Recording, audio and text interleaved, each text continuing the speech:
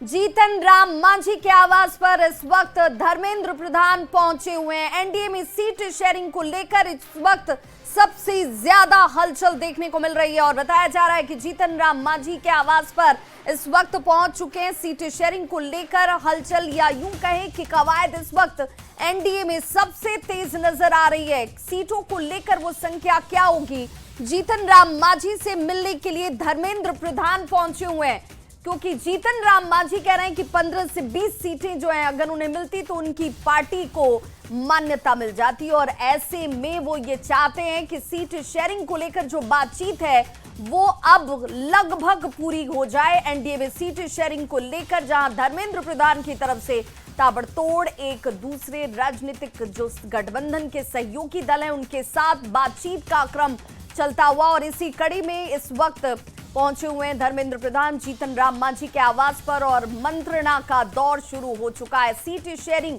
जिसमें सबसे बड़ी पेंच जो होती है वो कहते हैं कि सीटों की संख्या ही है, क्योंकि हर राजनीतिक दल की ये महत्वाकांक्षा होती है कि उसकी सीटों की संख्या बढ़ जाए, उसको ज्यादा से ज्यादा सीटों पर चुनाव लड़ने का मौका मिले। लेकिन आखिर वो क्या आधार हैं जिन आधारों पर ये तय होगा, फाइनल मोहर लगने से पहले धर्मेंद्र प्रधान की तरफ से अब बातचीत जो है वो की जा रही है तमाम गठबंधन सहयोगी दलों के साथ। संवाददाता संजय हमारे साथ इस वक्त सीधे ग्राउंड जीरो से लाइव जुड़ रहे हैं। संजय, जीतन राम मांझी के आवास पर धर्मेंद्र प्रधान पहुंच चुके हैं।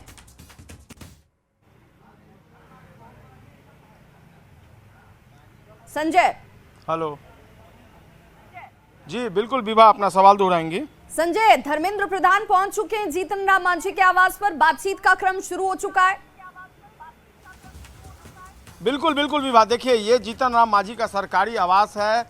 2M स्टैंड रोड और यहाँ पर अभी से थोड़ी देर पहले धर्मेंद्र प्रधान, विनोद तावड़े और बिहार के डिप्टी सीएम सम्राट चौधरी पहुँचे हैं और जीतन राम मांझी खुद आए थे बाहर में, उन्होंने स्वागत किया और फिलहाल बंद कमरे में मंत्रणा चल रही है। रविवार का दिन, लेकिन इसके बावजूद बीजेपी के बड़े नेता पटना में मौजूद हैं और सीट शेयरिंग के मसले पर कई नेताओं से मुलाकात हुई है धर्मेंद्र प्रधान की, उपेंद्र कुशवाहा, ललन सिंह और अब जो जीतन राम मांझी केंद्रीय मंत्री उनके आवास पर यह मुलाकात चल रही है। इसी बंद कमरे में कैमरा पर्सन अगर दिखा पाएँ तो तीनों नेता जो बीजेपी के हैं वो मौजूद हैं और जीतन राम मांझी खुद, पहले जो कार्यक्रम तय हुआ था उसमें संतोष मांझी जो जीतन राम मांझी के पुत्र हैं उन्हें भी रहना था, लेकिन वो फिलहाल पटना से बाहर चले गए और जीतन राम मांझी की मुलाकात हो रही है। देखना होगा, काफ़ी महत्वपूर्ण मुलाकात मानी जा रही है। जैसा कि आपको पता होगा विभा, पहले भी जीतन राम मांझी ने कहा है कि उन्हें 2020 से ज़्यादा सीटें चाहिए। उन्होंने यहाँ तक कह दिया था कि मैं भीख मांग रहा हूँ, लेकिन एनडीए के नेताओं को गौर करना चाहिए मेरी डिमांड पर और अधिक से अधिक सीटों पर मेरी पार्टी इस बार चुनाव लड़ना चाहती है। देखना होगा मंत्रणा के बाद क्या कुछ निकल कर सामने आता है, लेकिन निश्चित तौर पर एक महत्वपूर्ण मुलाकात बीजेपी के नेताओं और जीतन राम मांझी के बीच। विभा। बिल्कुल संजय, चूंकि जीतन राम मांझी ये कहते रहे हैं कि भाई मेरे लिए अपनी पार्टी के आधार के लिए, कार्यकर्ताओं के जोश को बरकरार रखने के लिए बहुत जरूरी है कि 15 से ज्यादा सीटें उन्हें मिल जाएं, तो क्या ये मानकर चला जाए कि अब वो फाइनल फिगर सामने होगा, उससे पहले ये आखिर दौर की बातचीत है?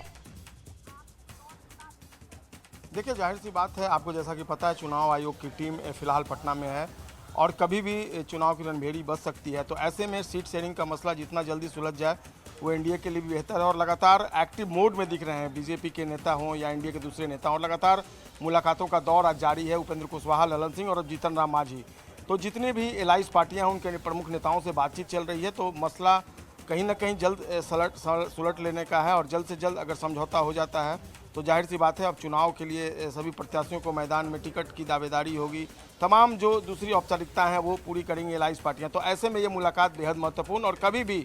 एनडीए के अंदर भी अब सीट शेयरिंग का मसला सुलझ जाएगा। पहले भी नेताओं ने कहा था कि नवरात्र के बाद कभी भी सीट शेयरिंग का मामला जो है वो आपस में तय कर लेंगे और अब वो वक्त आ गया है, लगता है कि बहुत जल्द अब एनडीए में सीट शेयरिंग का मामला भी सुलझ जाएगा। विभा। बिल्कुल संजय, और देखिए जेडीयू के साथ पहले